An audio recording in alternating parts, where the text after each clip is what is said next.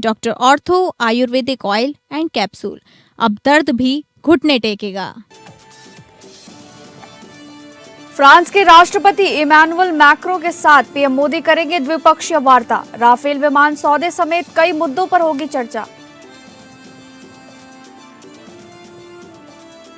लखनऊ में कांग्रेस मनरेगा और कानून व्यवस्था मुद्दे पर विधानसभा का घेराव। कांग्रेसी नेताओं को किया गया नजरबंद, पुलिस के साथ धक्का मुक्की। रांची में बजट सत्र को लेकर रांची में सुरक्षा अलर्ट। विधानसभा के 750 मीटर तक नो प्रोटेस्ट जोन घोषित। तेलंगाना के मुख्यमंत्री रेवंत रेड्डी के खिलाफ याचिका सुप्रीम कोर्ट ने की याचिका खारिज। कहा, पॉलिटिकल लड़ाई के लिए कोर्ट का इस्तेमाल मामला लगता है।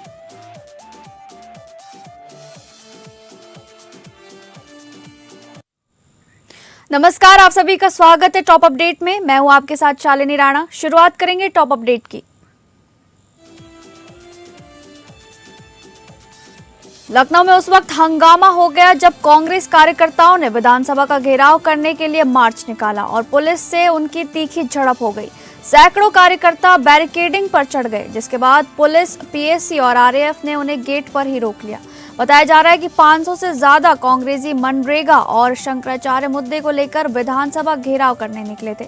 बजट सत्र के चलते लखनऊ में सुरक्षा पहले से कड़ी कर दी गई थी और कांग्रेस कार्यालय को छावनी में तब्दील कर दिया गया था। तनुज पूनिया समेत 200 से ज्यादा कार्यकर्ताओं को हाउस अरेस्ट किया गया, जबकि अजय राय ने बैरिकेडिंग तोड़ने का ऐलान किया। रायबरेली में सुशील पासी को भी नजरबंद किया गया, जिस पर जमकर नोकझोंक हुई। वहीं पिछले घेराव में कार्यकर्ता प्रभात पांडे की मौत का मुद्दा उठाते हुए कांग्रेस ने पुलिस पर गंभीर आरोप लगाए।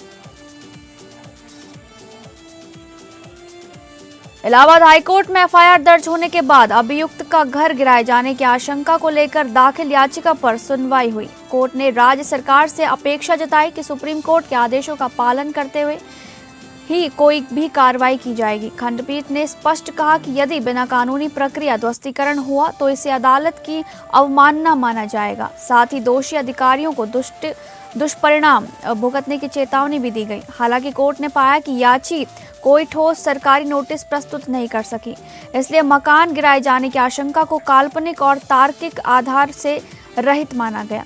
न्यायालय ने याचिका का निस्तारण करते हुए प्रकरण समाप्त कर दिया है।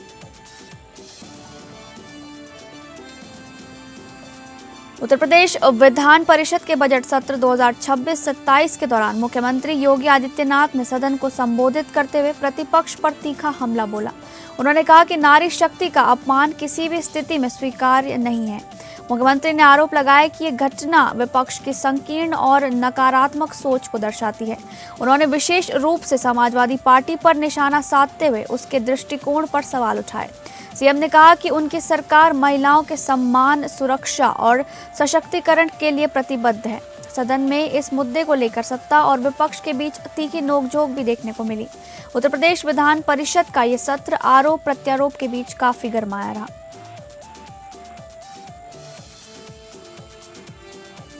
उत्तर प्रदेश विधान परिषद के बजट सत्र 2026-27 के अंतर्गत मुख्यमंत्री योगी आदित्यनाथ ने सदन को संबोधित करते हुए ये भी कहा कि प्रदेश की 9 वर्षों की विकास यात्रा का उल्लेख किया। उन्होंने कहा कि उत्तर प्रदेश ने बीते वर्षों में व्यापक परिवर्तन देखा है। ये यात्रा अपराध और अव्यवस्था से अनुशासन की ओर बढ़ने की यात्रा रही है। मुख्यमंत्री ने आगे कहा कि प्रदेश कर्फ्यू के दौर से निकलकर कानून के राज की दिशा में आगे बढ़ा है। उपद्रव की घटनाओं की जगह अब उत्सव और सांस्कृतिक आयोजनों का वातावरण बना है। उन्होंने समस्या से समाधान और अविश्वास से आत्मविश्वास तक की प्रगति को सरकार की उपलब्धि बताया। उत्तर प्रदेश विधान परिषद में उनके संबोधन के दौरान सत्ता पक्ष ने मेज थपथपाकर उनका समर्थन जताया। सपा के राष्ट्रीय अध्यक्ष अखिलेश यादव ने भारतीय जनता पार्टी पर गंभीर आरोप लगाए हैं। उन्होंने दावा किया कि भाजपा की एक सीक्रेट बैठक में रणनीति बनाई गई थी। योजना के तहत जहां जहां समाजवादी पार्टी लोकसभा चुनाव जीती, वहां वोट कटवाने की साजिश रची गई। अखिलेश यादव ने कहा कि उनके नगर अध्यक्ष के नकली हस्ताक्षर कराए गए। आरोप है कि इसी आधार पर सपा समर्थक वोटरों के नाम कटवाए गए। उन्होंने इसे लोकतंत्र के साथ धोखा और साजिश करार दिया।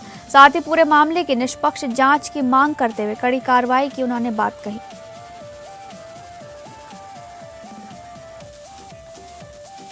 सपा के राष्ट्रीय अध्यक्ष अखिलेश यादव ने चुनावी आंकड़ों को लेकर एक और बड़ा बयान दिया है। उन्होंने कहा कि उपलब्ध डेटा में साफ दिखाई दे रहा है कि पीडीए के वोटों की डकैती हुई है। अखिलेश यादव ने आरोप लगाया कि चुनाव प्रक्रिया की निष्पक्षता पर गंभीर सवाल खड़े हो रहे हैं। उनका कहना है कि जिस तरह से वोटों का पैटर्न बदला है वो स्वाभाविक नहीं लगता। सपा प्रमुख ने इसे लोकतंत्र के लिए चिंताजनक स्थिति बताया। उन्होंने मांग की कि पूरे मामले की निष्पक्ष जांच कराई जाए। साथ ही चेतावनी दी कि जनता के जनादेश के साथ छेड़छाड़ बर्दाश्त नहीं की जाएगी। उत्तर प्रदेश विधानसभा में वित्तीय वर्ष 2026-27 के बजट पर चर्चा शुरू होते ही पर्यटन और सांस्कृतिक विरासत का मुद्दा गर्मा गया। पर्यटन एवं संस्कृति मंत्री जयवीर सिंह ने विपक्ष के सवालों का परियोजनाओं और बजट आंकड़ों के साथ जवाब दिया। सपा विधायक कमल अख्तर और नफीस अहमद ने पर्यटन स्थलों के विकास और नीति पर सवाल उठाए। मंत्री ने बताया कि प्रदेश को 12 पर्यटन सर्किट में बांटकर समग्र विकास की रणनीति लागू की गई है। वर्ष 2022 से अब तक 110 परियोजनाएं पूर्ण और 366 नई स्वीकृति की जा चुकी हैं। सरकार ने पर्यटन बजट में कई गुना वृद्धि और बेहतर कनेक्टिविटी का भी दावा किया। मुख्यमंत्री योगी आदित्यनाथ के निर्देशों का हवाला देते हुए मंत्री ने पर्यटन विकास को प्राथमिकता बताया, जिस पर सदन में तीखी बहस देखने को मिली। कांग्रेस कार्यालय में उत्तर प्रदेश कांग्रेस आरटीआई विभाग की अहम बैठक आयोजित की गई। बैठक में संगठन की मौजूदा स्थिति और कार्यप्रणाली की समीक्षा की गई। कांग्रेस नेताओं ने बताया कि प्रदेश के 52 जिलों में आरटीआई विभाग को ठप कर दिया गया है। इसे लेकर संगठन ने गहरी चिंता जताते हुए पुनर्गठन का निर्णय लिया है। घोषणा की गई कि 10 मार्च तक नई कमेटी का गठन किया जाएगा। विभाग को दोबारा सक्रिय कर आरटीआई जागरूकता अभियान मजबूत किया जाएगा। इस दौरान प्रदेश आरटीआई अध्यक्ष पुष्पेंद्र श्रीवास्तव और कांग्रेस पदाधिकारियों ने संगठन विस्तार पर जोर दिया। श्रावस्ती जिले में यूपी बोर्ड परीक्षा 2026 को नकल विहीन व शांतिपूर्ण ढंग से संपन्न कराने के लिए प्रशासन पूरी तरह अलर्ट पर है। इसी क्रम में कलेक्ट्रेट सभागार में जिलाधिकारी अश्विनी कुमार पांडे की अध्यक्षता में जोनल, सेक्टर व स्टैटिक मजिस्ट्रेटों की बैठक आयोजित हुई। बैठक में 41 परीक्षा केंद्रों पर 18 फरवरी से सीसीटीवी निगरानी में परीक्षा शुरू करने के निर्देश दिए गए। परीक्षा संचालन के लिए सेक्टर व स्टैटिक मजिस्ट्रेटों की तैनाती के साथ कड़ी मॉनिटरिंग व्यवस्था लागू की गई है। ड्यूटी से अनुपस्थित कर्मियों पर सख्त कार्रवाई और प्रत्येक कक्ष में 2 निरीक्षक अनिवार्य किए गए हैं। इस वर्ष कुल 23,275 परीक्षार्थी परीक्षा में शामिल होंगे, जिनकी सुरक्षा व गोपनीयता पर विशेष जोर है। साथ ही परीक्षा केंद्रों के आसपास निषेधाज्ञा, पुलिस तैनाती और फोटोकॉपी दुकानों पर प्रतिबंध के निर्देश जारी किए गए हैं। रामपुर और बाराबंकी में अधिवक्ताओं की हत्या की घटनाओं से आक्रोशित वकीलों का गुस्सा अब सड़कों पर फूट पड़ा है। श्रावस्ती में बार एसोसिएशन के बैनर तले अधिवक्ताओं ने कलेक्ट्रेट परिसर में जोरदार प्रदर्शन कर कामकाज ठप कर दिया।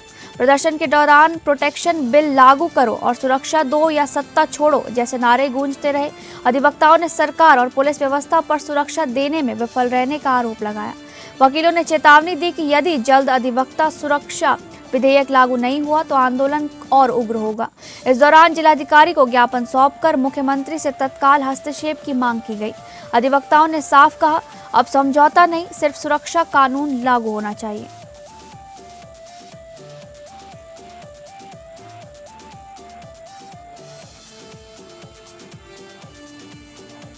उत्तर प्रदेश के महोबा जिले में जल जीवन मिशन के तहत कराए जा रहे विकास कार्यों पर गंभीर सवाल खड़े हो गए हैं। जैतपुर विकासखंड के नगारा डांग गांव में नवनिर्मित पानी की टंकी टेस्टिंग के महज एक दिन बाद ही फट गई। टंकी फटने का वीडियो सोशल मीडिया पर तेजी से वायरल हो रहा है, जिससे घटिया निर्माण और भ्रष्टाचार के आरोप तेज हो गए हैं। ग्राम प्रधान ने भी जिलाधिकारी को पत्र लिखकर निर्माण में अनियमितताओं की शिकायत की है। ग्रामीणों का आरोप है कि टंकी निर्माण में मानकों की अनदेखी कर घटिया सामग्री का इस्तेमाल किया गया। वही मामले पर सियासत भी तेज हो गई है और जांच की मांग उठ रही है। हालांकि प्रशासन का कहना है कि स्ट्रक्चरल डैमेज नहीं बल्कि ओवरफ्लो की स्थिति थी। जांच जारी है। जिलाधिकारी कार्यालय के सामने आज सुबह लगभग 11 बजे उस वक्त हड़कंप मच गया जब 2 लोगों ने अपने ऊपर डीजल डालकर आत्मदाह का प्रयास किया। मौके पर मौजूद पुलिसकर्मियों ने तत्परता दिखाते हुए दोनों युवकों के हाथ से डीजल की बोतल छीन ली और उन्हें सुरक्षित बचा लिया। सूचना मिलते ही पुलिस के वरिष्ठ अधिकारी मौके पर पहुंचे और दोनों से पूछताछ शुरू की गई।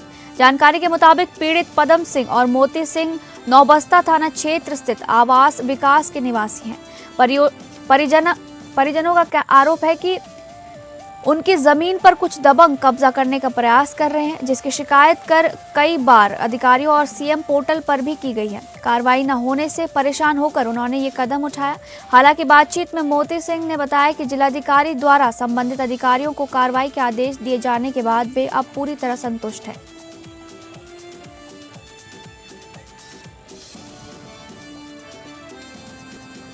हरदोई से एक अनोखी और दिलचस्प खबर सामने आई है, जिसने हर किसी को हैरान भी किया और मुस्कुराने पर मजबूर भी।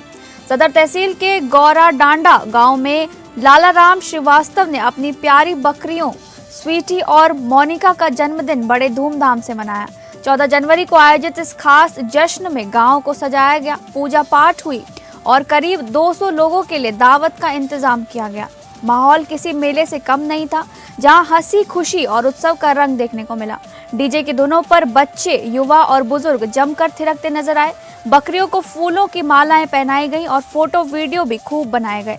ग्रामीणों का कहना है कि लालाराम अपनी बकरियों को परिवार का सदस्य मानते हैं। यही वजह है कि यह अनोखा बर्थडे पूरे इलाके में चर्चा का विषय बना हुआ है। देहरादून में स्मार्ट प्रशासन को मजबूत बनाने की दिशा में एक अहम पहल की गई है। देहरादून स्मार्ट सिटी लिमिटेड द्वारा Doon integrated command and control centre सदैव दून के अंतर्गत विकसित सॉफ्टवेयर मॉड्यूल्स के प्रभावी उपयोग को लेकर प्रशिक्षण कार्यशाला आयोजित की गई। परेड ग्राउंड स्थित दून लाइब्रेरी सभागार में हुए इस कार्यक्रम की अध्यक्षता अपर मुख्य कार्यकारी अधिकारी तीर्थपाल सिंह ने की। कार्यशाला का आयोजन मुख्य कार्यकारी अधिकारी एवं जिलाधिकारी सविन बंसल के निर्देशन में हुआ। इसमें विभिन्न विभागों के अधिकारियों और कर्मचारियों ने सहभागिता की। प्रशिक्षण के दौरान e governance, GIS, document management system और सॉलिड वेस्ट मैनेजमेंट जैसे स्मार्ट मॉड्यूल्स की विस्तृत जानकारी दी गई। प्रशासनिक कार्यों को और अधिक दक्ष, पारदर्शी और तकनीक आधारित बनाने पर विशेष जोर दिया गया। देहरादून में कानून व्यवस्था को और मजबूत करने के लिए पुलिस ने सख्ती बढ़ा दी है। शहर भर में 20 प्रमुख चेकिंग पॉइंट चिन्हित किए गए हैं, जहां दिन रात सघन जांच के निर्देश जारी हुए हैं। पुलिस द्वारा जगह जगह बैरियर लगाकर वाहनों और संदिग्ध व्यक्तियों की जांच की जाएगी। संवेदनशील इलाकों में विशेष निगरानी रखते हुए संदिग्ध गतिविधियों पर कड़ी नजर रखी जाएगी। अधिकारियों को स्पष्ट निर्देश दिए गए हैं कि चेकिंग में किसी भी प्रकार की लापरवाही बर्दाश्त नहीं होगी। ड्यूटी में ढिलाई पाए जाने पर संबंधित अधिकारियों की जिम्मेदारी तय की जाएगी। पुलिस का उद्देश्य आम जनता में सुरक्षा का भरोसा बढ़ाना और अपराध पर प्रभावी अंकुश लगाना है।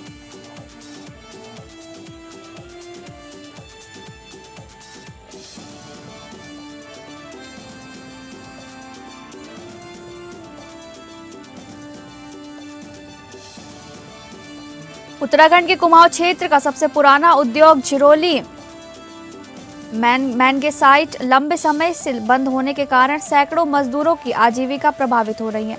मजदूरी भुगतान और फैक्ट्री को दोबारा शुरू करने की मांग को लेकर मजदूर बागेश्वर स्थित जिलाधिकारी कार्यालय पहुंचे, जहां प्रशासन के साथ उनकी लंबी वार्ता हुई।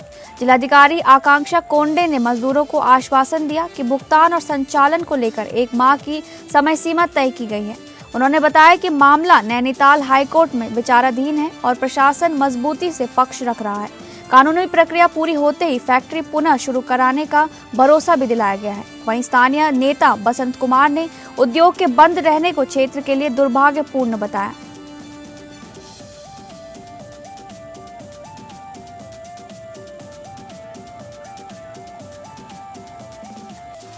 बरेली जनपद के थाना मीरगंज पुलिस ने मादक पदार्थों के खिलाफ कड़ी कार्रवाई करते हुए एक शातिर हिस्ट्री शीटर को गिरफ्तार किया है। पुलिस ने आरोपी के कब्जे से 502 ग्राम अवैध स्मैक बरामद की है, जिसकी अंतर्राष्ट्रीय कीमत लगभग 50 लाख रुपए बताई जा रही है। गिरफ्तार आरोपी की पहचान पंकज उपाध्याय निवासी ग्राम गुलडिया मीरगंज के रूप में हुई है, जिसका हिस्ट्री शीटर नंबर 112A दर्ज किया है। पुलिस को मुखबिर से सूचना मिली थी कि एक व्यक्ति बिना नंबर प्लेट की मोटरसाइकिल से गुगई तिराह की ओर स्मैक लेकर आ रहा है। सूचना पर घेराबंदी कर पुलिस टीम ने उसे हीरो स्प्लेंडर प्लस बाइक और एक कीपैड मोबाइल सहित दबोच लिया। आरोपी के खिलाफ एनडीपीएस एक्ट के तहत मुकदमा दर्ज कर लिया गया है। पूछताछ में उसने साथियों के साथ लंबे समय से तस्करी करने की बात कबूली है। अन्य आरोपियों की तलाश जारी है। बॉलीवुड के मशहूर निर्माता निर्देशक रोहित शेट्टी के जुहू स्थित घर पर हुई फायरिंग मामले में मुंबई क्राइम ब्रांच की जांच में बड़ा खुलासा हुआ है, जिसने पूरे फिल्म जगत को चौंका दिया है। जांच में सामने आया है कि हमले की साजिश बिश्नोई गैंग से जुड़े शुभम लोनकर और उसके भाई प्रवीण लोनकर ने रची थी। हमले के बाद शुभम लोनकर ने सोशल मीडिया पोस्ट कर इसकी जिम्मेदारी भी ली थी। चौंकाने वाली बात यह है कि प्रवीण लोनकर इस समय एक अन्य हत्याकांड में जेल में बंद है, फिर भी उसने हथियार और फंडिंग मुहैया कराई। पुलिस के अनुसार जेल से ही पूरे नेटवर्क को ऑपरेट कर शूटर्स तक निर्देश पहुंचाए गए हैं। अब तक पुणे, हरियाणा और उत्तर प्रदेश से मुख्य शूटर समेत 12 आरोपियों को गिरफ्तार किया जा चुका है। क्राइम ब्रांच की कई टीमें मामले की गहराई से जांच कर रही हैं और लॉरेंस बिश्नोई गैंग से जुड़े अन्य तार खंगाले जा रहे हैं। साल 2023 की ब्लॉकबस्टर फिल्म द केरला स्टोरी के sequel the Kerala story 2 goes beyond का दमदार ट्रेलर रिलीज होते ही चर्चाओं के केंद्र में आ गया है और अपने विषय वस्तु को लेकर एक बार फिर मुद्दों का घेराव करता नजर आ रहा है। निर्माता विपुल अमृतलाल शाह की इस फिल्म का ट्रेलर पहले पार्ट से ज्यादा इंटेंस और संवेदनशील बताया जा रहा है। ट्रेलर में धर्मांतरण से जुड़ी खौफनाक कहानियों का अलग अलग राज्यों के घटनाक्रम के जरिए दिखाया गया है। इसमें उल्का गुप्ता, अदिति भाटिया और ऐश्वर्या ओझा के किरदारों के माध्यम से प्रेम, धोखे और दबाव की कहानी सामने आती है। ट्रेलर की शुरुआत ही एक चौंकाने वाले दावे से होती है, जिसने बहस को और तेज कर दिया है। फिल्म का निर्देशन कामाख्या नारायण सिंह ने किया है, जबकि निर्माण सनशाइन पिक्चर्स के बैनर तले हुआ है। ये फिल्म 27 फरवरी 2026 को सिनेमाघरों में रिलीज होगी और रिलीज से पहले ही अपने विषय को लेकर चर्चाओं के घेराव में आ चुकी है। सुपर 8 की जंग में बड़ा उलटफेर करते हुए श्रीलंका नेशनल क्रिकेट टीम ने शानदार प्रदर्शन के दम पर ऑस्ट्रेलिया क्रिकेट टीम को 8 विकेट से हराकर टूर्नामेंट में अपनी दावेदारी मजबूत कर ली है। इस निर्णायक मुकाबले में श्रीलंका की संतुलित बल्लेबाजी और सधी हुई गेंदबाजी ने ऑस्ट्रेलिया की रणनीति को पूरी तरह घेराव में ला दिया। इस हार के साथ ही ऑस्ट्रेलिया की सुपर 8 में पहुंचने की राह बेहद मुश्किल हो गई है और समीकरणों का दबाव बढ़ गया है। अब ऑस्ट्रेलिया को अन्य टीमों के मैच परिणामों पर निर्भर रहना पड़ सकता है।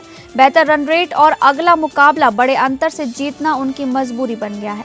श्रीलंका की इस जीत से टूर्नामेंट का रोमांच चरम पर पहुंच गया है। साफ है कि सुपर 8 की रेस में अब ऑस्ट्रेलिया चारों तरफ से दबाव और घेराव में नजर आ रही है।